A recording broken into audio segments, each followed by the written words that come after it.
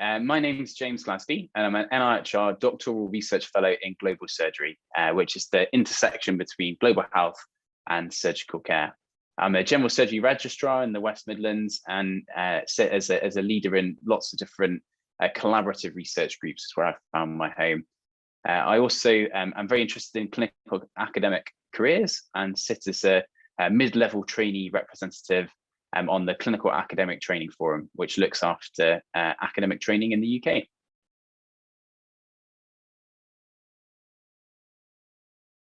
So I did my medical school training at Cardiff University in Wales, which I absolutely loved for every reason. And I did a intercalated degree in neurosciences after my third year of university, which was one of my first exposures to research, really. And it taught me two important things. It taught me that I didn't want to do laboratory science, but that I totally loved research. And I did several bits of applied clinical research in that time, which set me up for the next few years. And I continued working in StarSurge, which was a group we set up to do collaborative research with students in surgery for the next couple of years. Applied for an academic foundation program again in Cardiff before moving into a academic clinical fellowship in surgery in Birmingham, which is now my home. And I'm doing a PhD research project in global surgery, which is funded by the National Institute of Health Research in the UK.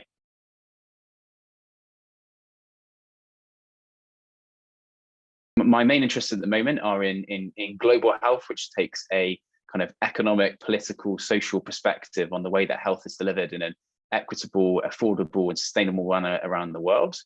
Particularly within surgery, I'm interested in perioperative care. And I think as surgeons, we like to think that the things we do in theatre are the most important thing for the patient. But what I've come to learn is actually the things that we can do before, during, and after the operation have a much more powerful impact. And I'm sure many of you will have heard of the World Health Organization's surgical safety checklist, which was just a few simple things that happened before, during, and after a procedure. And that demonstrated a huge effect in improving surgical safety worldwide. So I work on these kind of high priority topics, responsive to population needs. So doing a lot of research around COVID and surgical safety over the last year, and I'll hopefully continue to do so for the rest of my career.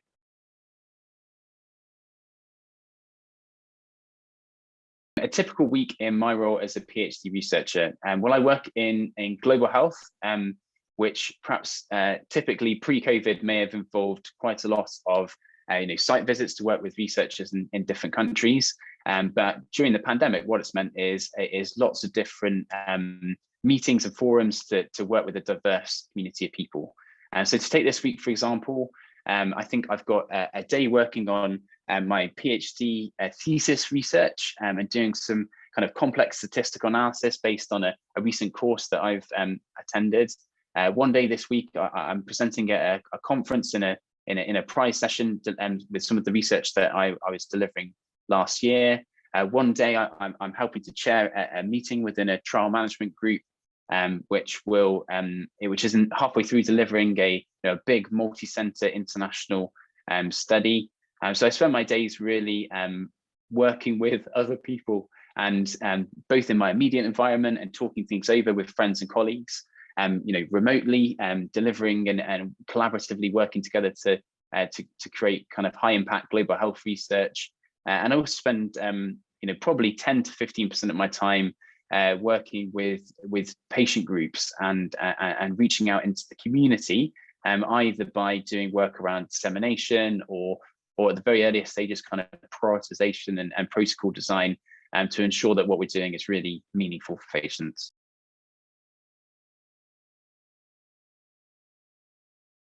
So academia is all about people and teams. So everything that we do is related to building networks, building trust, building relationships, and working together to achieve goals.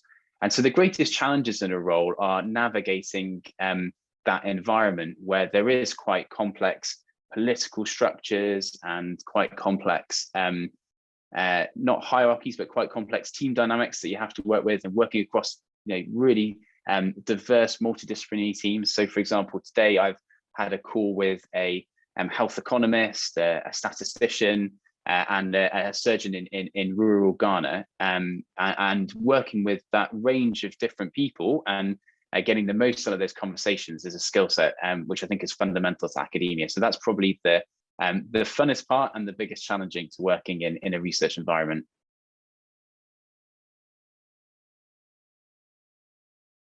And so the thing I like most about clinical academic research is that it enhances your clinical work by constantly asking, what can we do better? How can we improve?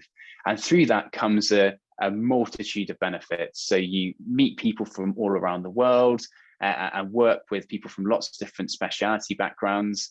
It means that you expose yourself to a whole range of creative, complex skills that you would just never particularly need to use within a clinical environment. And those questions which bug you at the back of your mind, can we do this better? Can we improve things? You can find answers for those things which are meaningful and can directly improve care for patients.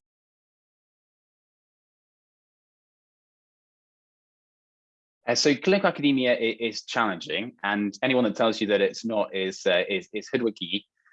You have two you have to be two different people at once. You have to be an excellent clinician and an excellent academic.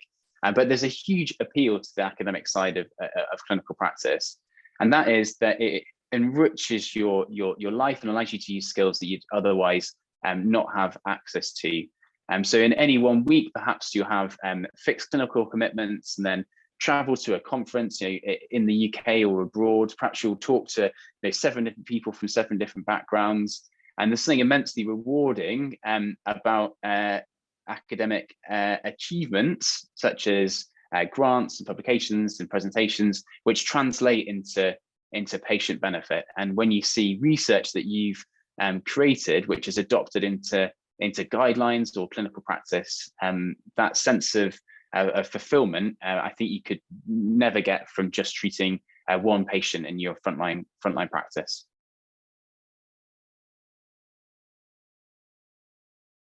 So one misnomer in clinical academic training, and you'll sometimes hear this, is that because you're spending some time doing research, does that make you a worse clinician because you're not spending all of your time doing clinical practice? And there is, of course, a minimum amount of time you have to spend doing clinical practice in order to be an excellent clinician. But academia more than makes up from any time you spend away from the clinical workspace. And that's because you're constantly questioning what you're doing, you're staying abreast with the literature, you learn language and skills and relationships, which kind of set you apart from other people in the field. And within my field of surgery, what I found was that early exposure to research helped me build relationships with more senior consultants and trainees, which then meant I get more opportunities to advance my clinical skills. And if it's the first time I've been to theatre with one of my bosses and I've written 1 or 2 papers with them before, for example, then they know that I'm serious about developing as a future leader, and therefore do give me more opportunities in the clinical workspace. And so my fundamental belief is that no excellent clinician can be excellent without doing research and trying to improve things for their patients. And it's a fundamental part of our duties as a doctor.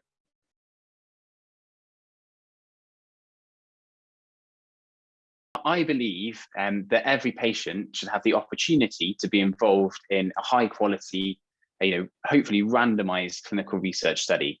And that's because there is, from a bad situation, so imagine a patient that's just been recently diagnosed with having a cancer, then they have the opportunity, the voluntary opportunity to do something which could improve care for patients in their situation in the future. And in my experience, that sense of altruism is an opportunity which makes people feel much better in the wake of difficult and challenging times. Personally, how do they benefit? Because obviously they don't benefit from direct involvement in research. That's just benefit for patients in the future. Well, there is evidence to suggest that patients that are treated in research active hospitals have better outcomes to those treated in non-research active hospitals, for example. And we don't 100% know why that is the case, but I would hypothesize that an environment which is constantly questioning itself, asking how can we iteratively improve, what is the new evidence, how can we adopt things with a proven evidence base of patients into our practice, will be of a massive advantage to a patient going through that setting.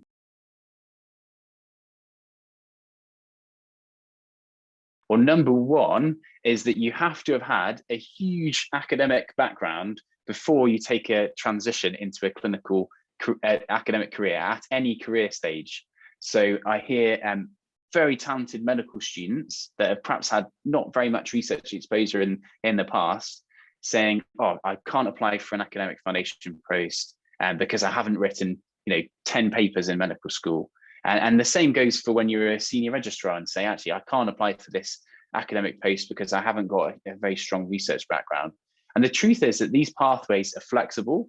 You can come into them at any point in your career and they'll be rewarding whenever you jump into them. And actually, academia can only benefit from increasingly diverse and inclusive community.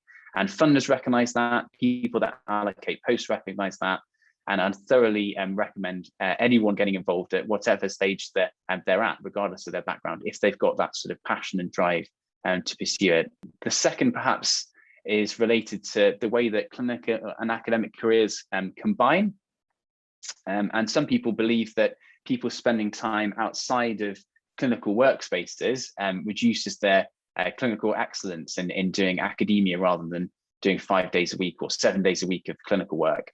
And in my experience, that's just simply not true. And actually, academia enriches, enhances your understanding of evidence-based practice, which directly improves your ability to care for patients.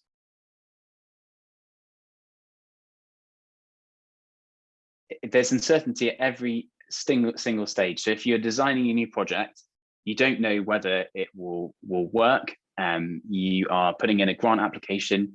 You can put months of work into it and you don't know whether it's going to get funded.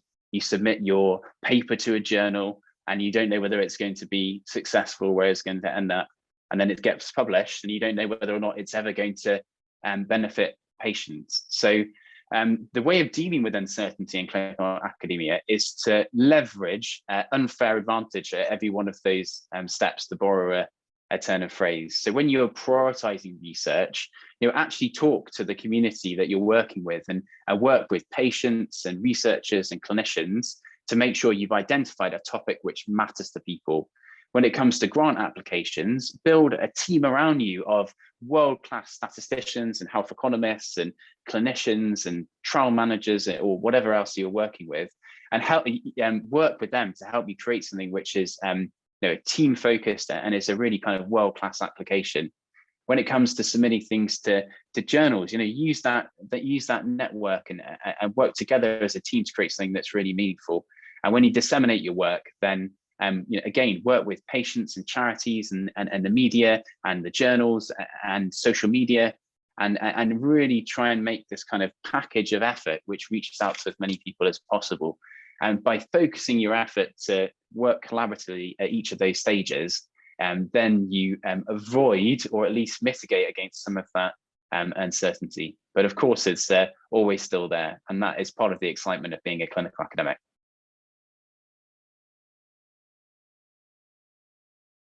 Every research study which is completed and that delivers a change and a benefit for patients, therefore has this direct contribution to population health. And beyond that, there is only finite resources which are available for treating patients in all healthcare systems. But the NHS is an example. We have a finite pool where we allocate resources based on the perceived benefits to life, quality of life and longevity for each individual patient. So where clinical research can improve the way that we understand what the potential quality of life and longevity of life benefits are for patients, then we can make changes at a whole population level which reflect those research findings. And thankfully, we have amazing supporting infrastructure to do that in the UK, with the NIHR, the National Institute of Health Research, which delivers cutting edge, world-leading clinical research, and bodies like NICE, the National Institute for Clinical Excellence, which are able to make recommendations to enact those changes into practice.